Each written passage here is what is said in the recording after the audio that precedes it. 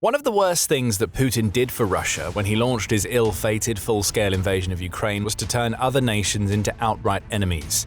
Ever since 2022, the UK has been one of those enemies, standing alongside Ukraine to force Putin to stop.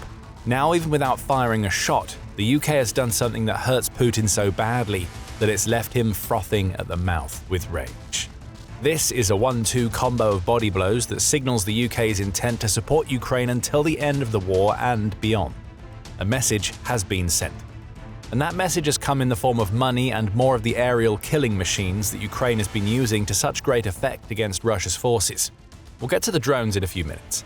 The first shot that the UK has delivered to Russia comes in the form of about $1 billion in new funding that has been pulled from the proceeds of frozen Russian assets held by the UK. The latest tranche of that frozen asset money arrived in Ukraine on April 15th by way of the Group of Seven, or G7's Extraordinary Revenue Acceleration for Ukraine, or ERA, initiative. And according to the Kyiv Independent, it's part of a broader agreement between Ukraine and the UK that will see the latter deliver about $3 billion to Kyiv. Ukraine has been quick to thank the UK, while also rubbing this latest delivery right in Putin's face. Ukraine's Minister of Finance, Serhiy Marchenko, expressed his gratitude, stating, "I'm grateful to the government of the United Kingdom for its consistent and resolute support for Ukraine in countering Russian aggression in the 5th year of the full-scale war. The funding provided is targeted and will be directed to meeting the priority needs of the security and defense sector." In other words, Ukraine is letting Putin know that this is a whole lot more cash that it can use to spend on the weapons it needs to force an end to Russia's war of aggression. The odds are that this money will be invested into Ukraine's growing drone industry, which Ukrainian President Zelensky says is now producing millions of drones annually, and the Pearl initiative, through which Ukraine can purchase Western weapons with the help of its European partners. But here's where things get serious for Putin. The $1 billion that the UK has just delivered to Ukraine isn't just part of a $3 billion promise between the two countries. It's also part of a program that was designed to pump many billions more into Ukraine's war machine. The ERA was created in the summer of 2024 as a mechanism to allow the G7 nations to make use of frozen Russian assets on their territory for Ukraine's benefit. Those assets aren't being given directly to Ukraine. Doing that would open up a legal can of worms that offers Russia leverage to claim that its money is being stolen. Instead, the ERA enables the G7 to provide what will eventually amount to $50 billion in funding, which is provided as loans that will be repaid by the future flows of extraordinary revenues that are generated by the frozen Russian assets. In other words, the G7 is making Russia repay loans that are being given to Ukraine as a punishment for Putin's actions in Ukraine, and it's doing it without spending a dollar from the frozen assets themselves. It's a clever mechanism, and it means that Ukraine receives cash whenever Russia's assets generate revenue, which has left Putin and his Kremlin cronies seething in impotent rage. But $1 billion flowing into Ukraine wouldn't be the end of what the UK did for Putin's enemy. On April 15th, which is uncoincidentally the same day that Ukraine announced its latest cash windfall, the UK went from delivering dollars to drones. The Independent reports that the UK's Defence Secretary John Healey has unveiled a brand new drone package for Ukraine that is the largest that the UK has ever delivered. That package, which was revealed at a meeting of the Ukraine Defence Contact Group, will contain at least 120,000 drones of all types. If Ukraine wants to carry out more long-range strikes against Russia, it's going to get drones that can do the job from the UK. Drones for logistic support, reconnaissance, and carrying out maritime operations are also going to be part of the package, with the vast majority of what the UK is set to deliver having been developed on its own territory. That's what will really worry Putin. These aren't drones that are being built inside Ukraine at locations that Russia could target with its own missiles and drones, assuming that it could find them. These are drones being built on the territory of a NATO nation that Russia wouldn't dare target unless it wanted to spark a war with all of NATO. In other words, there isn't a thing that Russia can do to stop any of this. Just as we said, the rage is there, but it's impotent. The big boost of battle-proven drones will give Ukrainian forces the capability they need to defend their people and fight back against Russian aggression, Healey declared when announcing the new package, which gives us some further insight. The term battle-proven is very interesting. The UK hasn't been at war with another nation for years, so it hasn't had an opportunity to test the drones it's developing in combat. Yet the drones it's going to provide to Ukraine are battle-proven. What this suggests is that these are drones that are already being used inside Ukraine, perhaps even being developed by Ukraine itself, and now being built in the UK. If true, this is cooperation on a level that Putin never wanted to see between Ukraine and its allies. Money is bad enough, but when a country like the UK is building drones to spec for Ukraine's needs, Russia discovers that it has far more enemies than the nation that it is invading. The UK has also been setting the stage for the sort of mass production that enables such a large contribution for a while now. Back in September, Healy announced that the UK was going to start mass producing drones to help fight against Russian aggression.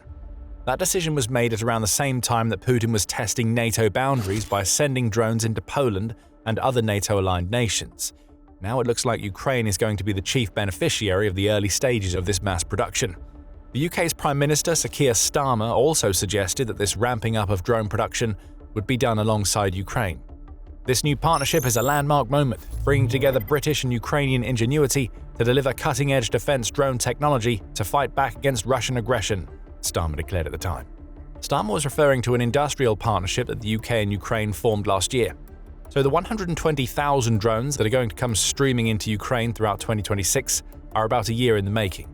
These are the sorts of partnerships that make Putin regret ever invading Ukraine. There's a lot more to talk about when it comes to the UK turning itself into public enemy number one for the Kremlin.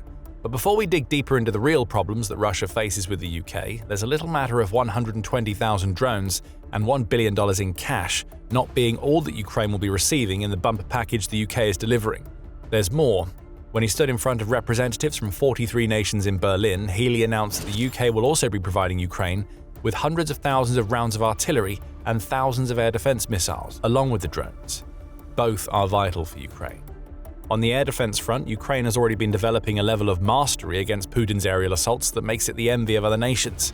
Ukraine's layered air defenses allowed it to achieve an interception rate of 89.9% against Russia's drones and missiles in March, which brings it a step closer to a 95% target that the Ukrainian Defense Ministry has set for itself. Hitting those sorts of targets is only made possible when Ukraine has the right mix of missiles, interceptor drones, and other air defenses. We don't know what air defense missiles will be coming from the UK yet.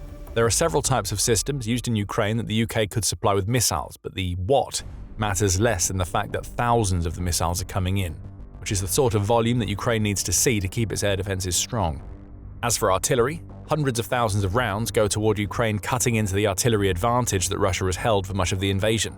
That advantage was already starting to look shaky in early 2025, which is when the commander-in-chief of Ukraine's armed forces, Oleksandr Syrskyi, revealed that Russia's advantage had been cut from 10-1 down to 2-1 along much of the front line. Fast forward about a year, and the advantage is even shakier. Now Ukraine has more rounds than it can launch at Russia's defenses, which will also aid in the counter-attacking strategy that has seen it regain almost 50 square kilometers, or about 19.3 square miles, in March alone. Thousands of rounds thundering down are only going to make other Russian positions weaker. We may see a lot more territory being liberated thanks to this most recent helping hand from the UK.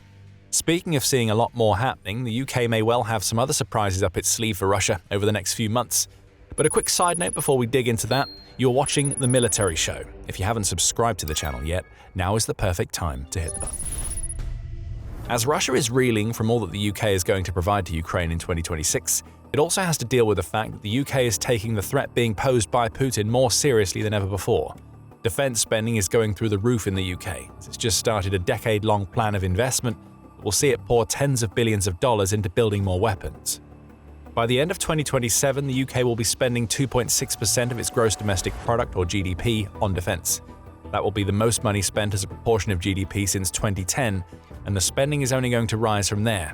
By 2035, the UK intends to have increased its spending to 3.5% of its GDP, which is in line with the new NATO target that will ask its members to put 3.5% of their GDP toward direct defense expenditure and another 1.5% toward creating and executing on annual plans that will allow them to reach and sustain this new spending target.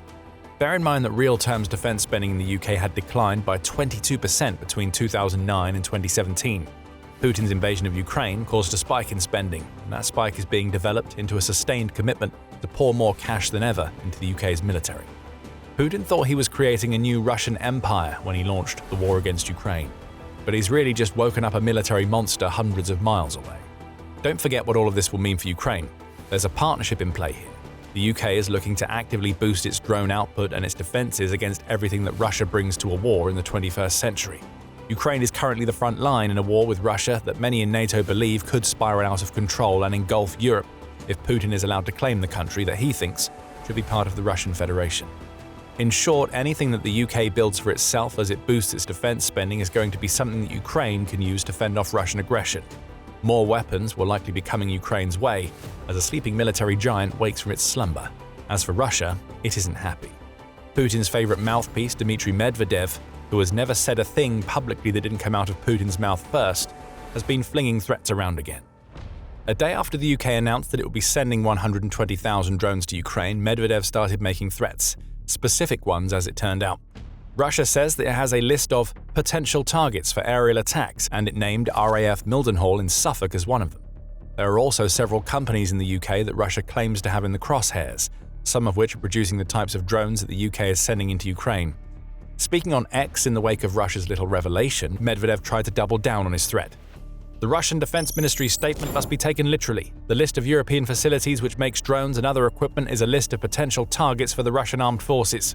When strikes become a reality depends on what comes next, Medvedev claimed before he delivered a warning that is supposed to send a chill down the spines of the UK and Ukraine's other allies. Sleep well, European partners. Worrying words for sure. At least they would be for the UK if it hadn't heard plenty of this kind of bluster coming out of Russia before. Every time the news breaks that one of Ukraine's partners has provided money or weapons, Russia tries to throw its weight around.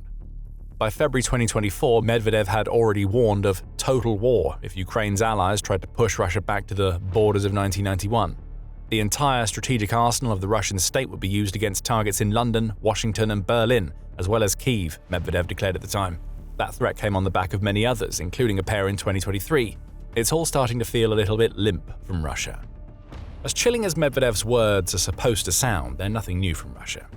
These are the types of threats that Putin's mouthpieces throw around whenever Russia feels threatened, and they rarely amount to anything concrete. The UK is standing firm. The drones and cash are still coming to Ukraine. Until the Russian missiles and drones start flying into the UK, it's going to treat Medvedev's words as what they've been since the UK started helping Ukraine, a whole lot of hot air. For now, the UK is determined to be a thorn that digs ever deeper into Putin's side.